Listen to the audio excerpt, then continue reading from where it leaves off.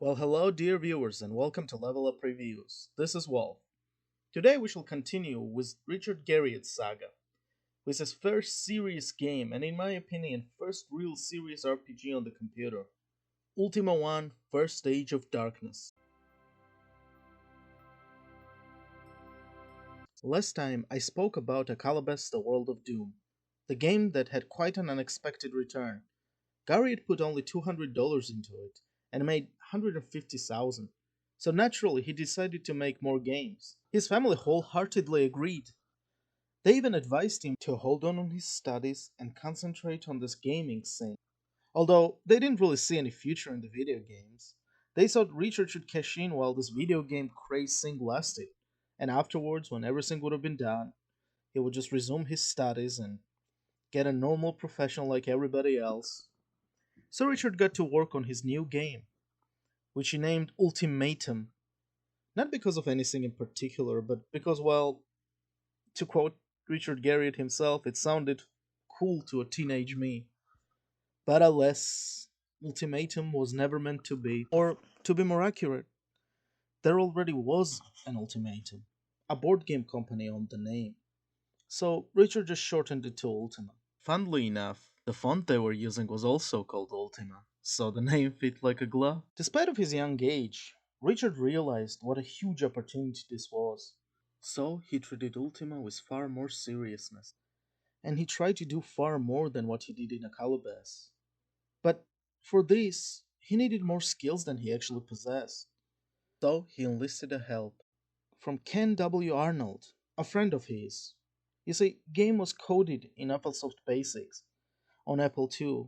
Ken helped him with an assembly language, which Richard didn't know quite so well. Richard used Akalabes as a subroutine in this game. This would work in the dungeons and would give 3D perspective in it. Make no mistake, this is a full-fledged RPG game.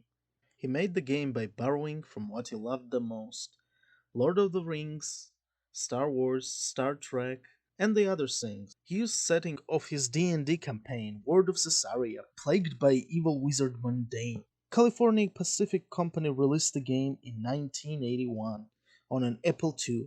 The game included 10-page manual with beautiful illustrations by Denis Loubet. By June of 1982, the game sold around 20,000 copies. In total, the game managed to sell 50,000 copies. This was a huge success, and different ports of this game came out on Atari and different systems, and even copies which were made specifically for Japan, which inspired many so-called JRPGs. And later, a game got completely recoded by Origin Systems. It included monsters outside and new cities. You start the game by creating a character. Game has four races: a human, an elf, a dwarf, and a babbit, each with their advantages and disadvantages. You can also choose from four different professions. Fighter will have more strength and agility, so elves and dwarves made good ones. Cleric needs wisdom, so you cannot beat Babbit here. Wizard gets intelligence boost, just like humans. And finally, elves make good thieves, with greater agility. Of course, these are not the only attributes. You also get charisma and stamina. You get to distribute 30 points between 6 attributes. You start a game with 150 hit points, but you can gain more by paying tributes to the kings or going into the dungeons. When you kill enough monsters and exit, hit points will increase. You will need food, as you always do. You can also level up to level 10, but there is no point to this really. You will just disadvantage yourself. You will see more monsters on the map and that's all. You can increase your attributes by going to signposts on different islands. You just run around between them and you will max out your points very quickly. You can also buy weapons, but getting the best weapons, like light sword, phasor, and blasters, are very simple. You do just the same, run around between two signposts. You can also buy different methods of transportations, although it is kinda weird. You go from horses and carts to air cars, space shuttles. Oh, yeah, you will fly to space. But we'll get to that later. Story is probably one of the hardest things to execute at this time period because of limitations in the hardware. But It is told, with the help of the manual, of course, but game does enough storytelling as well within it. Evil wizard Mundane killed his father and corrupted his gem. Gem of immortality, which makes Mundane, well, you guessed it, immortal. So to kill Mundane, you need to go back to the time where he was not immortal and kill him there. But for that, you need a time machine. For time machine to work, you will need 4 stones.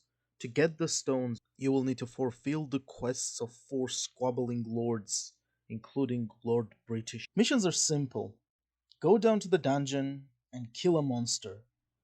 Ladder up and ladder downs are useful spells here. When you get all 4 stones, you will need to find out where the machine is. The information which is possessed by a princess in the dungeon. I mean, what is a noble quest without freeing a fair maiden from her torturer? But even if you will get the keys from a court jester, she will not share this information. You need to prove yourself first by becoming a space ace. What a guy! Yes, you will need a shuttle and a vacuum suit to fly into the space and destroy 20 enemy spaceships. I feel like a Jedi Knight. I mean, I don't know what to say. I feel like I'm in the video of a glory hammer or something.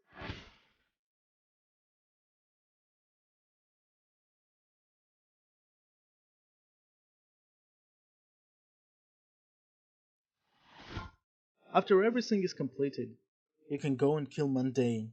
He's pretty simple but annoying. He will run away from you after receiving certain amount of damage. Completing this game is very satisfying, and it does feel like a journey.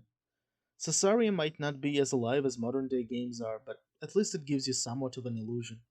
You can even kill every citizen in the town, although they do reset, showing that your actions do not have long term consequences.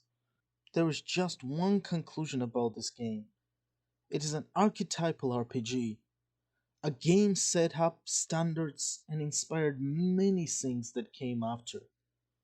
Well, let's follow Richard Garriott in our journey, and let's see him explore this young art even farther.